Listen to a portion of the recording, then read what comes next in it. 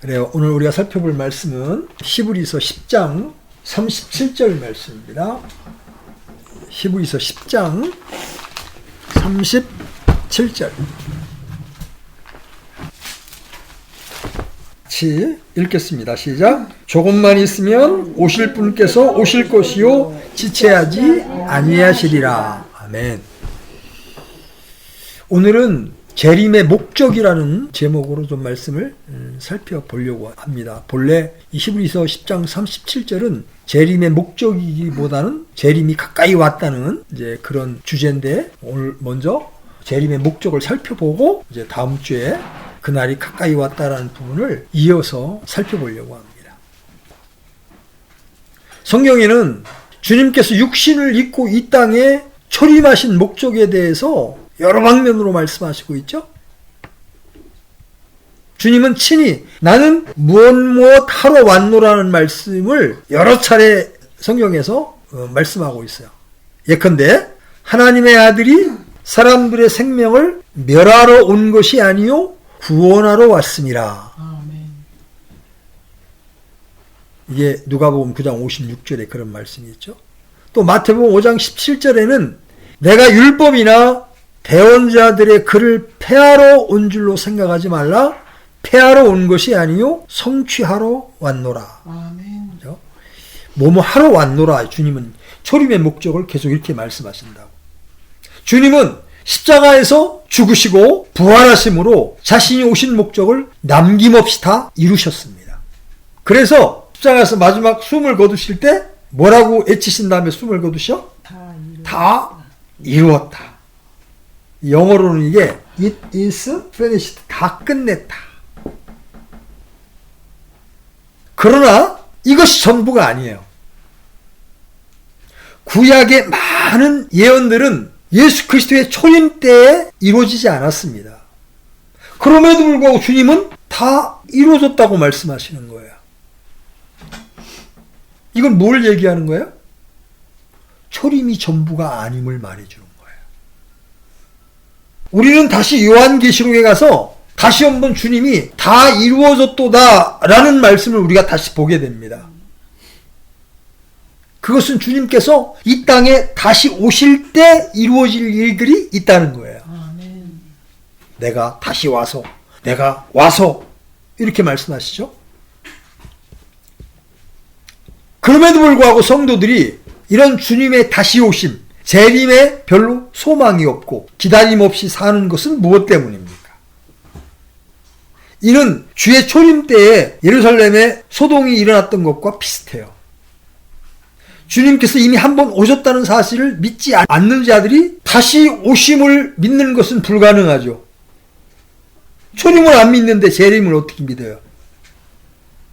예기치 못한 어느 날에 주님의 오심을 맞게 될 때 많은 성도들이 기쁨과 흥분보다 불안과 혼돈 가운데 빠지게 될 겁니다.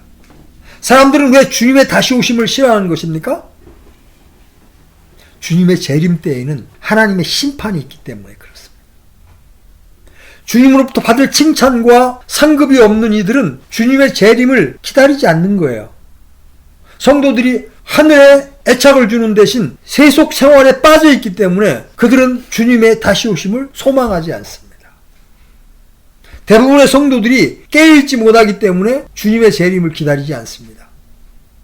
구원받은 것이 불확실한 사람들은 주의 재림을 결코 소망할 수 없어요.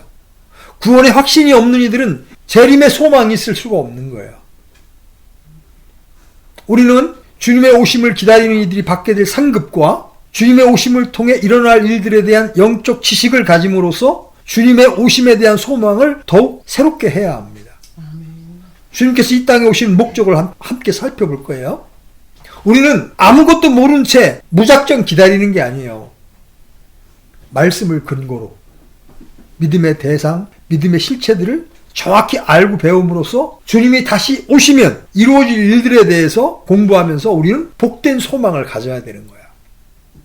초림 때 주님은 이렇게 말씀하셨죠. 내가 세상을 심판하러 온 것이 아니요 세상을 구원하러 왔습니다.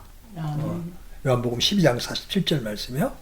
그렇다면 재림은 이와 반대로 세상을 구원하러 오시는 것이 아니라 심판하러 오십니다.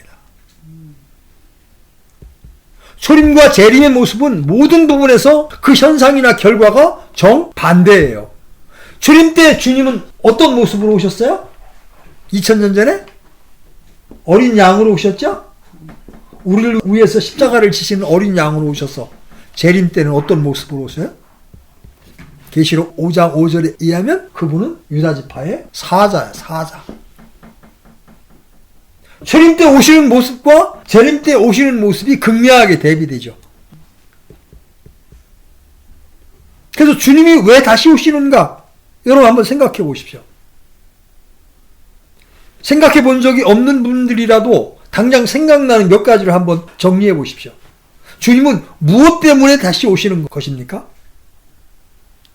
일단은 내가 다시 오리라고 약속하셨기 때문에 오시는 거예요. 주님은 자신의 약속의 말씀을 반드시 지키시는 분입니다. 다음으로 생각할 수 있는 것은 무엇을 하시기 위함이에요. 말씀하신 많은 일들이 성취를 기다리고 있습니다. 하나님의 말씀은 1.1획도 땅에 떨어지지 아니하고 이 땅에서 성취가 되어야 합니다. 그래야 그분이 하나님이 되는 거예요. 주님은 하늘에서 이 땅의 일들을 모두 원격으로 처리하시지 않습니다. 천사들을 보내서 대신 일하게 하시지 않습니다. 대언자들이나 사역자들을 뽑아서 일하시지 않습니다. 성령을 통해 하실 일도 아닙니다. 주님께서 몸소 친히 하실 일들이 있어요. 이 교회 시대 기간에는 성령을 통해서 또는 사역자들을 통해서 당신의 일을 대신하십니다. 그러나 주님이 아니면, 주님이 다시 오시지 않으면 안 될 일들이 남아있는 거예요. 성도의 부활은 주님이 오셔야만 일어납니다. 모든 사람들의 심판은 주님이 이 땅에 오셔서 친히 집행하실 일이에요. 민족들을 심판하신 일 역시 주님이 친히 오셔서 하셔야 할 일입니다. 마태복음 25장에 보면 민족들에 대한 심판이죠. 믿지 않는 자들을 징벌하시고 마귀를 끝없는 구렁에 가두는 일 역시 주님이 친히 오셔서 행할 일입니다. 왕국을 통치하고 하나님 아버지께 바치는 일, 그것도 주님이 이 땅에 오셔서 행할 일들입니다. 그건 천사도 할 수 없고 이 땅에 있는 신자들도 할 수 없는 일이에요. 주님이 친히 몸을 입고 오셔야만 가능한 거예요. 죄로 저주받은 이 땅을 회복하고 동식물들의 탄식을 멈추게 하는 일은 주님의 다시 오심으로만 가능합니다. 성령 충만한 성도들이 이 땅에 아무리 많아도 창조 세계의 회복은 이루어지지 않습니다. 여러분 로마서 8장 22절 한번 열어보십시오. 로마서 8장 22절.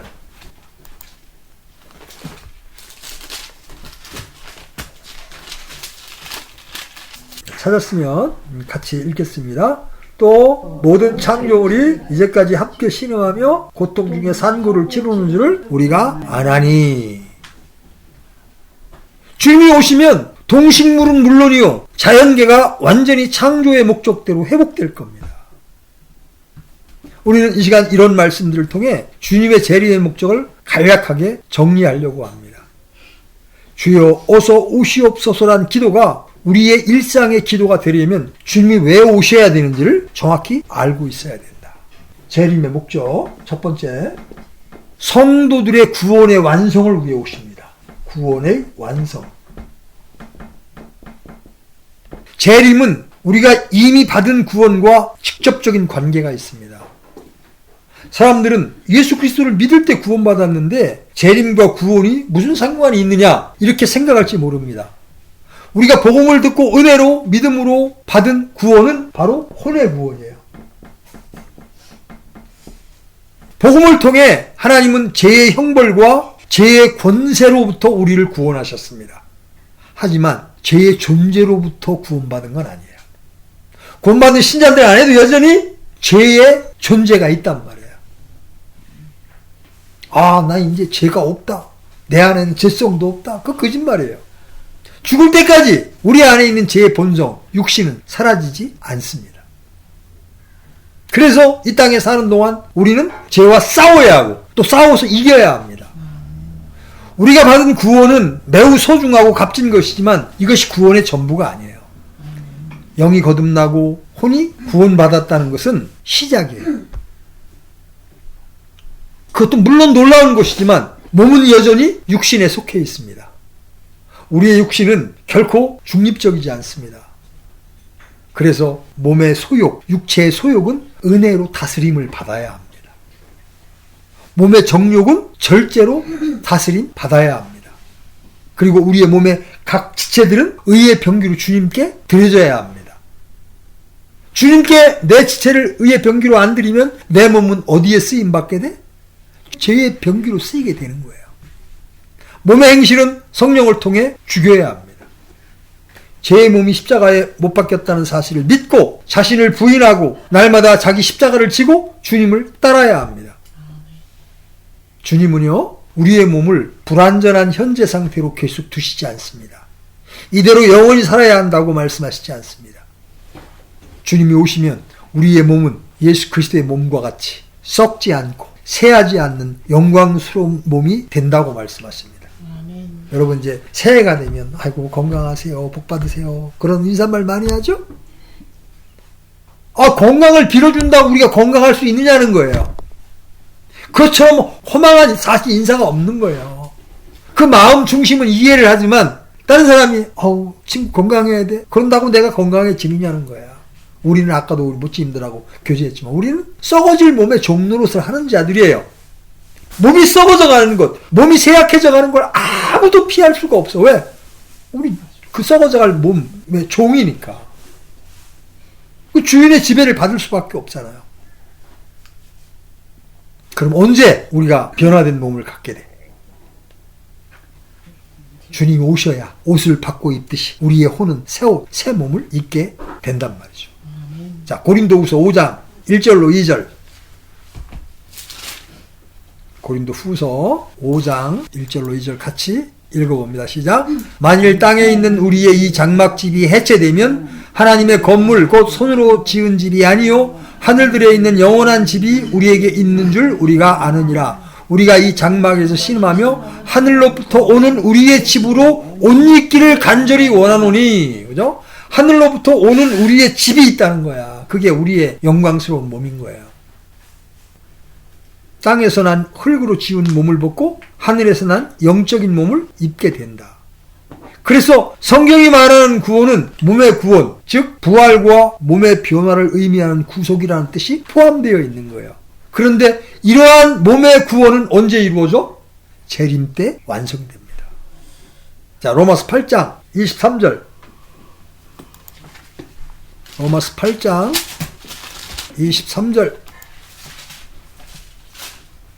같이 읽습니다. 시작. 그들뿐 아니라 우리 자신 곧 성령의 첫 열매를 소유한 우리까지도 속으로 신음하며 양자 삼으신 즉 우리 몸의 구속을 기다림은. 우리가 소망으로 구원을 받았기 때문에 지금 우리의 몸의 구속을 기다리고 있단 말이에요. 몸의 구속은 재림 때에 이루어질 몸의 구원을 말하는 거예요. 그래서 바울은 에베소서 4장 30절에서 하나님의 거룩한 영을 슬프게 하지 말라. 그분으로 말미암아 너희가 구속의 날까지 봉인되었느니라. 이 구속의 날이라는 게 우리 몸이 새롭게 변화되는 부활하는 것을 이야기하는 거야. 구속의 날.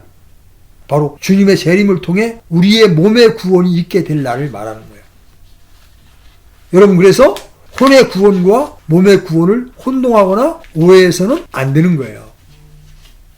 복음 전할 때 구원 받으셨습니까? 라고 묻는 것은 혼의 구원을 말하는 거예요. 불법이 용서받고 죄가 제거되는 그런 은혜를 입었는지를 묻는 거예요. 혼의 구원은 믿는 순간 받는 것이지 죽어봐야 아는 게 아니에요. 주님의 재림 때에 알 수 있는 것도 아니죠.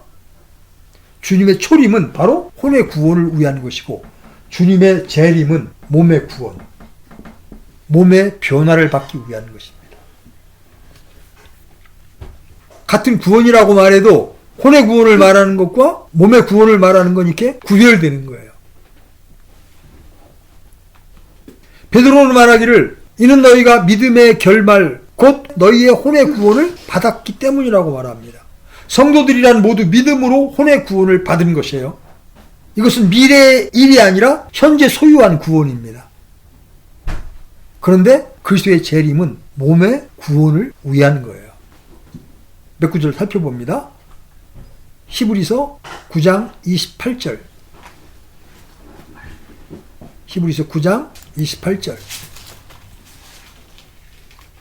찾으셨으면 같이 읽습니다. 시작. 이와 같이 그리스도께서도 많은 사람의 죄를 담당하시려고 단 한 번 드려주셨으며 또 자신을 기다리는 자들에게 죄와 상관없이 두 번째 나타나사 구원에 이르게 하시리라. 자, 앞에 많은 사람들의 죄를 담당하시려고 단 한 번 드려진 것은 초림 때의 이야기죠. 그 다음에 또 자신을 기다리는 자들에게 죄와 상관없이 두 번째 나타나서 구원에 이르게 하시리라. 이건 재림에 관한 말씀이에요. 몸의 구원을 이르게 하시려고 그때는 죄와 상관없이 오신단 말이에요. 초림 때는 그때 우리의 죄 때문에 오셨단 말이에요. 두 번째 나타나서 그게 바로 재림이에요. 구원에 이르게 하시리라. 바로 몸의 구속을 의미하는 거예요. 성경은 이 구원을 마지막 때 드러내려고 준비하신 구원이라고 말하고 있는 거예요. 자, 베드로전서 1장 5절로 6절. 베드로전서 1장 5절로 6절.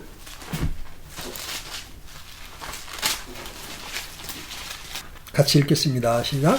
너희는 마지막 때에 드러내려고 예비된 구원에 이르도록 믿음을 통해 하나님의 권능으로 보호받고 있느니라. 비록 지금은 필요가 있어 너희가 여러 가지 시험으로 인해 잠시 근심하고 있지만 그 구원을 크게 기뻐하나니.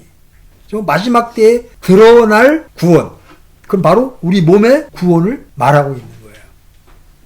우리는 모두 이날에 있게 될 영광스러운 변화를 기다리고 있습니다. 하늘의 거룩한 천사들과 같이 우리 주 예수 그리스도의 형상과 일치하게 될 그 몸을 입기를 기다리고 있는 거예요. 자, 다시 정리합니다. 예수님의 재림의 첫 번째 목적, 구원의 완성을 위한 것이다. 자, 두 번째, 예수님이 다시 오시는 목적, 영광을 받으시기에 오신다. 2000년 전에 주님은 사람들의 멸시와 수치를 받으셨습니다.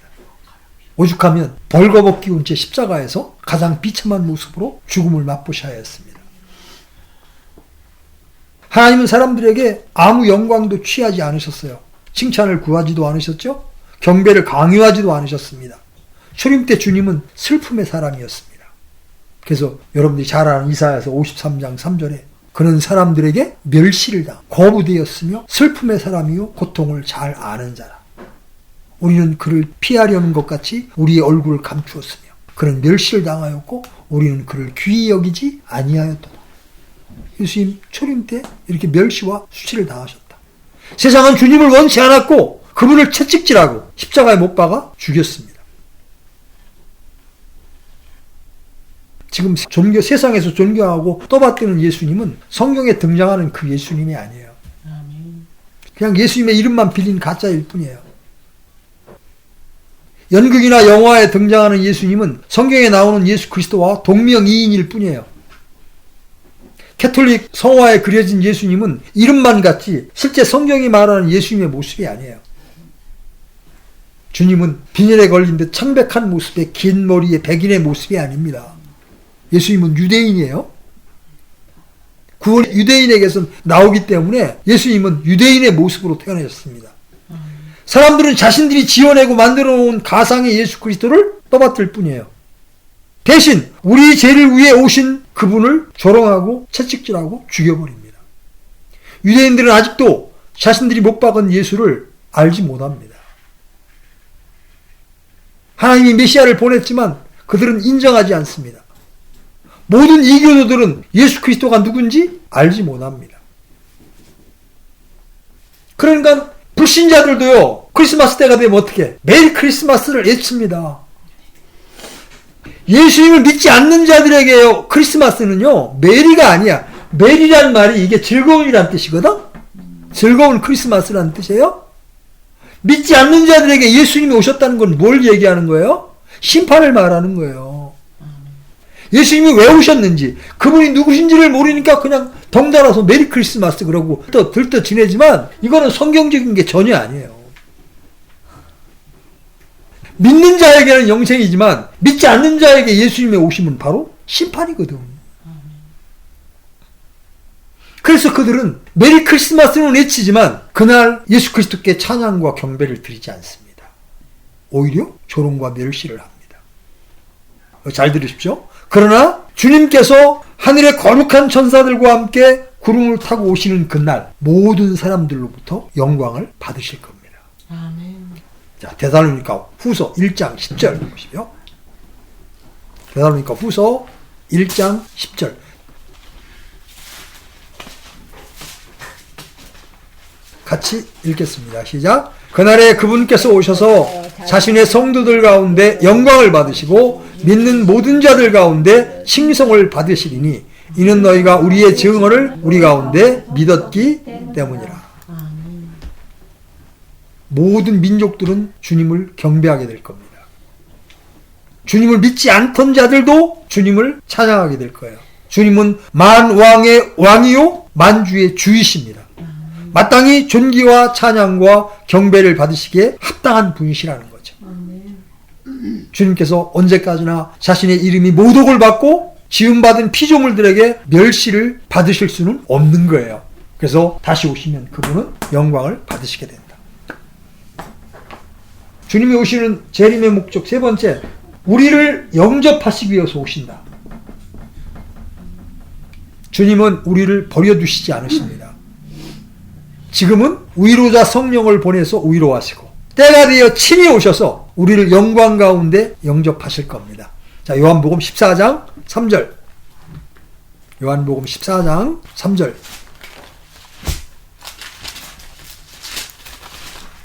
같이 읽겠습니다. 시작. 가서 너희를 위해 처소를 예비하면 내가 다시 와서 너희를 내게로 받아들여 내가 있는 곳에 거기에 너희도 있게 하리라. 지금 땅에서 사람이 복음을 듣고 주님을 영접하면 주님이 오시는 그날에는 하나님께서 우리를 하늘로 영접하십니다. 주님은 이리로 올라오라 말씀하십니다. 계시록에는 이리로 올라오라는 말씀이 2번이나 나옵니다. 하늘에 소망을 둔 이들이 하늘로 들림받는 순간, 여러분 그걸 한번 생각해 보십시오. 우리는 한순간에 홀연히 변화를 받아 하늘로 올라가는 그 순간이야말로 가장 영광스럽고 복된 순간이라고 할 수 있습니다. 저는 이제까지 회사 다닐 때 계약 체결을 위해서 미국 갔다 온 거하고 연변 조선족들에게 복음 전하러 연변에 한번 갔다 온 거에는 해외여행을 가본 적이 없어요. 지금도 보면 거의 한 달에 한 번씩 여행 가는 사람들이 주변에 많이 있어. 제가 부럽지 않은 이유가 있어요. 왜? 우리는 그때 하늘 여행을 할 거거든. 하늘 여행, 예? 알파코니스를 넘어서 하나님 계신 곳으로 여행을 할 거예요. 그래서 바울은 고린도전서 15장 51절로 52절에서 이렇게 말씀하시죠. 보라, 내가 너희에게 한 가지 신비를 알리노니 우리가 다 잠자리 아니하고 마지막 나팔 소리가 날 때 눈 깜짝할 순간에 다 변화되리라. 나팔 소리가 나면 죽은 자들이 썩지 아니할 것으로 일어나고 우리도 변화되리니. 주님은 우리를 하늘로 불러 올리시고 받아주십니다. 그리고 그 이후로는 얼굴과 얼굴을 맞대고 주님을 보게 될 거라는 거죠. 주님이 오셔야 이루어질 일입니다. 네 번째, 어둠에 감추어진 일을 밝히 드러내기 위해서 오십니다. 세상의 모든 어두운 일들은 주님께서 오시는 날 모두 드러나게 될 겁니다. 미궁의 사건들, 시간이 지나면서 흐지부지해진 모든 사건들은 물론이고 사람들이 꼭꼭 숨겨놓은 모든 비밀들이 그날에 모두 드러나게 될 거예요. 빛이신 주님은 어둠에 감추어진 일들을 모두 드러내십니다. 우리는 지금 제한된 정보, 왜곡된 정보로 인해 제대로 판단할 수 없는 것들이 너무나 많죠? 도무지 알 수 없다고 말할 수밖에 없는 일들이 대부분입니다. 그래서 침묵할 수밖에 없는 모든 일들이 주님께서 오실 때 다 밝혀진다는 거예요.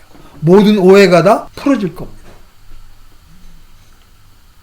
그래서 주님이 우리에게 주시는 명령이 있어. 고린도전서 4장 5절 한번 펴봐요. 고린도전서 4장 5절.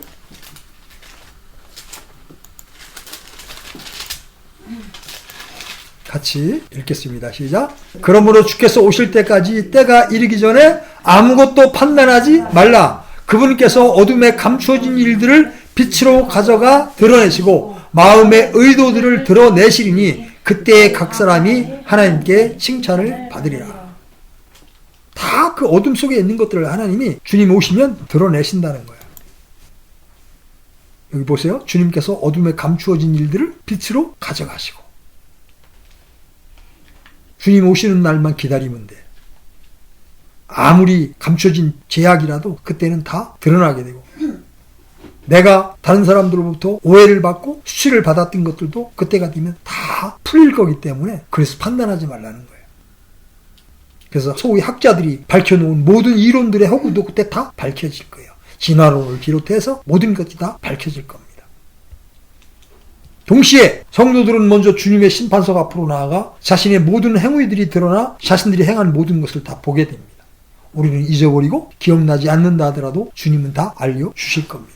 우리는 모두 반드시 그리스도의 심판석 앞에 서야 하기 때문입니다. 자, 고린도 후서 5장 10절. 고린도 후서 5장 10절. 같이 읽겠습니다. 우리가 반드시 다 그리스도의 심판석 앞에 나타나리니 이로써 각 사람이 좋은 것이든 나쁜 것이든 자기가 행한 것에 따라 자기 몸 안에 이루어진 것들을 받으리라.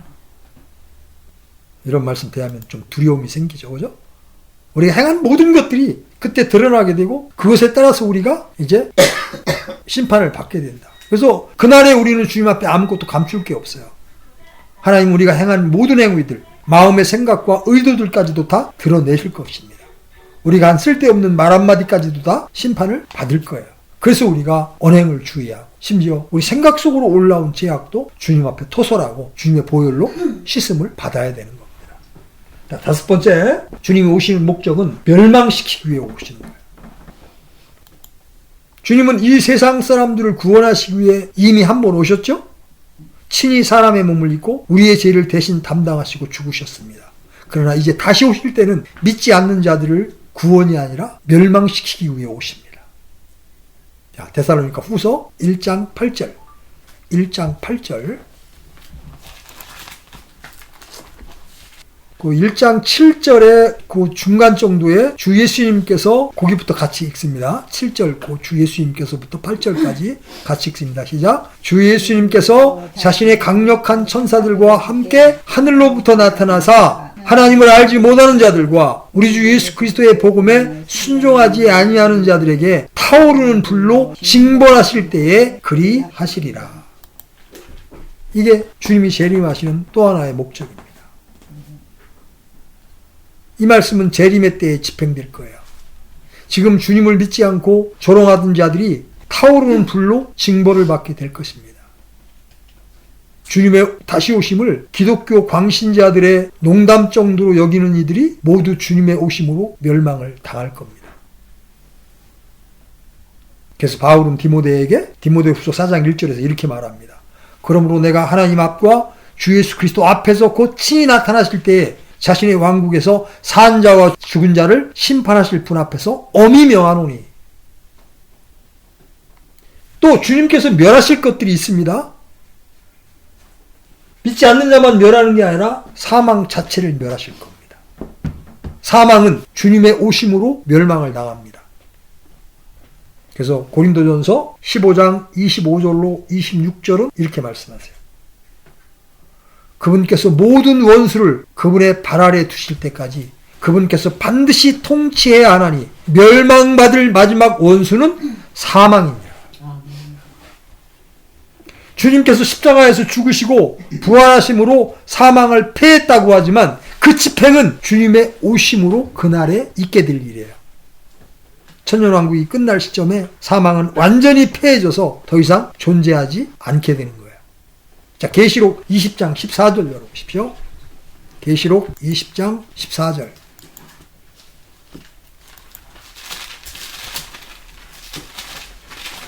찾았으면 같이 읽습니다. 사망과 지옥도 불호수에 던져졌더라. 이것은 둘째 사망이라. 사망도 지옥도 불호수에 던져진 것. 이게 바로 둘째 사망입니다. 주님은 사망을 멸하시고 원수 마귀를 멸하시기 위해 이 땅에 반드시 오십니다. 그래서 바울은 데살로니가에 보내는 편지에서 그 뒤에 저 사악한 자가 드러나리니 주께서 자신의 입의 영으로 그를 소멸하시고 친히 오실 때 그 광채로 그를 멸하시리라. 이렇게 말씀하고 있는 거예요. 자, 6번째, 주님의 재림의 목적. 주님은 통치하기 위해 오십니다. 주님은 이 땅에 오실 때 만왕의 왕으로 오시죠. 그리고 자신의 왕국을 세우십니다. 바로 그리스도의 왕국, 의의 왕국, 하늘의 왕국을 세우기 위해 이 땅에 오시는 거예요. 그래서 왕국은 성경의 중요한 주제입니다. 그래서 예수님의 탄생 때 누가복음에 이 천사들이 이런 예언을 합니다. 한번 펴보십시오. 누가복음 1장 33절. 많은 신자들이 이 말씀을 소홀히 여긴다고. 그래서 구원받아서 천국 가면 끝! 이렇게 생각하지만 성경은 그렇게 말씀하시지 않는다는 거야. 누가복음 1장 33절. 아들을 낳고 그의 이름을 예수라 하라. 그런 다음에 32절에서 하반절에 주 하나님께서 그의 조상 다윗의 왕좌를 그에게 주시리니. 그런 다음에 33절 그가 같이 읽습니다. 그가 영원토록 야곱의 집을 통치하며 그의 왕국이 무궁하리라 하니라. 이 천사들의 예언은 아직 성취되지 않았습니다. 그렇다고 해서 이 예언이 취소되거나 폐기된 게 아니에요. 성경은 말하기를 아버지께서 모든 원수를 그분의 발 아래에 두실 때까지 그분께서 반드시 통치하실 것임이라 이렇게 말하죠. 초림 때 주님은 유대인들의 열망처럼 통치자로 이 땅을 다스리는 보좌에 오르시지 않고 십자가에 달리셨다가 무덤으로 가셨어요. 그게 이스라엘 사람들을 실망시킨 거예요. 메시아가 와서 로마의 통치를 받고 있는 이거를 회복시키고 이 땅에 메시아 왕국이 건설되기를 바랬는데, 아니 왕이 와가지고 십자가에 달려 죽네? 우리 메시아 아니다. 그래서 예수님을 거절한 거예요. 그러나 얼마 있지 않아서 주님은 오실 겁니다. 그때 주님은 이렇게 말씀하십니다. 누가복음 지금 열려 있으면 19장 27절로 가봐. 누가복음 19장 27절. 같이 읽습니다. 그러나 내가 자기들을 통치하는 것을 원치 아니한 저 내 원수들을 이리로 끌어내다 내 앞에서 죽이라 하였느니라 하시니라. 이 땅의 모든 민족과 왕국은 그때 주님 앞에 굴복하게 될 거예요. 그리고 우리는 주님과 함께 이 땅을 통치하게 될 겁니다. 주님은 우리를 왕과 제사장으로 삼으셔서 먼저 1000년 동안 이 땅을 통치하도록 하시고 그 이후에는 영원토록 통치하도록 하십니다. 정말 우리가 영원토록 통치한다고요? 실감이 안 납니까? 한번 계시록 22장 5절 가봐요. 계시록 22장 5절. 같이 읽겠습니다. 거기에는 밤이 없겠고 등잔불이나 햇빛이 그들에게 필요 없으니 이는 주 하나님께서 그들에게 빛을 주시기 때문이라. 그들이 영원 무궁토록 통치하리로다. 새 예루살렘에 사는 자들이 바로 구원받은 신자들이에요. 그들이 영원 무궁토록 통치하리로다. 주님이 오시지 않으면 성도들은 언제 통치권을 가지고 이 땅을 다스려 보겠습니까? 왕과 제사장은 고사하고 이 땅에서 가장 비참한 삶을 살다 가는 것 외에 아무것도 아닐 겁니다. 지금 예수님 믿는다고 대우받습니까? 오히려 고난받고 핍박받습니다. 주님의 재림이 없다면 우리의 생이 이 땅의 삶의 전부일 수밖에 없잖아요. 그러나 주님이 다시 오시기에 우리에게 소망이 있는 겁니다. 오늘 말씀을 통해서 재림의 목적에 대해서 간략하게 살펴보았습니다. 첫 번째, 우리의 구원의 완성을 위해서 주님이 오신다. 그때는 우리의 몸도 천사들과 같이 영광스러운 몸으로 변화될 것이다. 그리고 모든 사람의 영광을 받으시게 된다. 그리고 믿는 우리를 하늘로 영접해 드릴 것이다. 그리고 어둠에 감추어진 모든 것들을 드러나게 하실 것이고 예수님을 조롱하고 모독했던 믿지 않는 자들을 멸하실 것이다. 또 마침내 사망도 멸하게 될 것이다. 그리고 그분이 만왕의 왕으로 이 땅을 통치할 것이고 우리도 그분과 함께 왕노릇하게 될 것이다. 영원히 통치하게 되리로다. 주님이 오시면 이루어질 이런 일들에 대해서 여러분 깊이 묵상해 보시고 이 주님의 오심이 우리의